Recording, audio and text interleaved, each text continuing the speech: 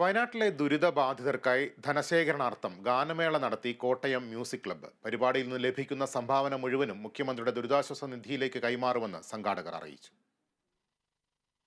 കോട്ടയം പഴയ police station മൈതാനത്ത് ഗാനമേള നടത്തിയാണ് കോട്ടയം മ്യൂസിക് ക്ലബ്ബ് പൊതുജനങ്ങളിൽ നിന്ന് ധനസമാഹരണം നടത്തിയത്.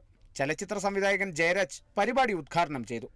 ഇവിടെ ഇന്ന് KMCയുടെ കൂട്ടായ്മ അവർ ഗാനങ്ങളിലൂടെ, ഗാനാർച്ചനയിലൂടെ, സംഗീതാർച്ചനയിലൂടെ ആ ദുഃഖം പങ്കുവെക്കുകയാണ്.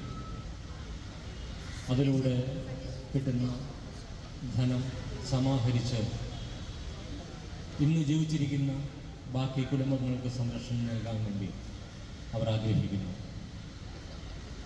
കേരളത്തിൽ ഒട്ടുമിക്ക ഗായകരും സംഗീതജ്ഞരും ചേർന്ന ഇങ്ങനെയൊരു ചിന്ത ഒരുപക്ഷെ അപൂർവമായിരിക്കും. സംഗീതരംഗത്തെ നിരവധി കലാകാരന്മാർ കേരളത്തിന്റെ വേദനയിൽ ആശ്വാസം പകരാൻ രംഗത്തിറങ്ങുകയും ഗാനങ്ങൾ ആലപിക്കുകയും ചെയ്തു.